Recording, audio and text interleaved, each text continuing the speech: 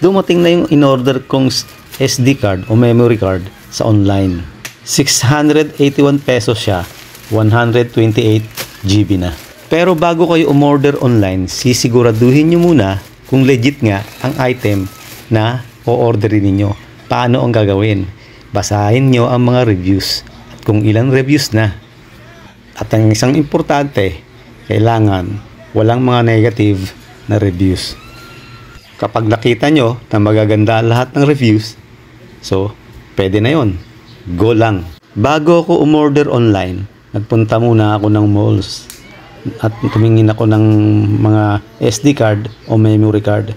Naku, 32 GB, mahal, nasa 700. 64 GB, nasa 1,500.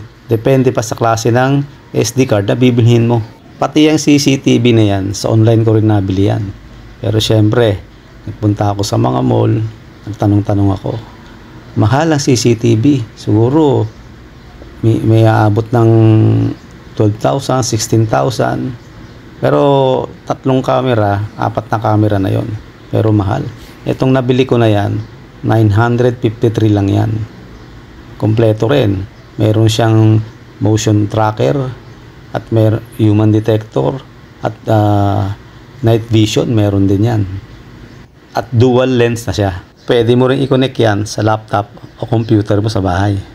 At ang importante ay makokonect mo siya syempre sa cellphone. So kahit nasa malayong lugar ka, kahit nasa ibang bansa ka, makikita mo.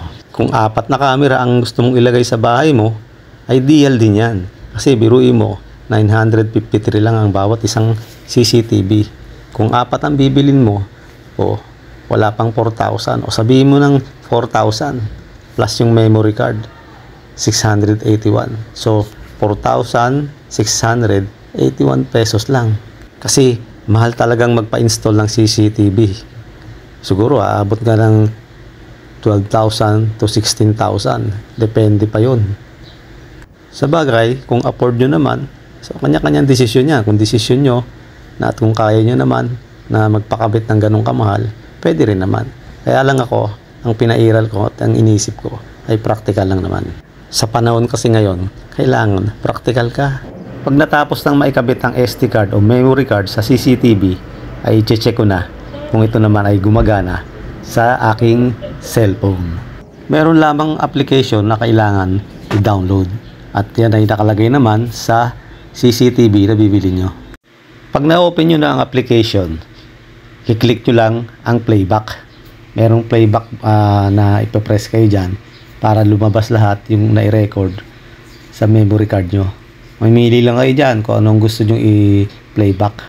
Meron din siyang night vision, ayan, katulad sa nakikita nyo. Pero kung gusto nyo may kulay, yung night vision nyo, pwede nyo namang i-full light at magiging colored uli yan. Kapag full storage naman, ay may dalawang option yan. Pwedeng stop recording, i-click nyo yun. Pag na-full na ang storage, kusa na siya mag-i-stop, hindi siya magre-record na.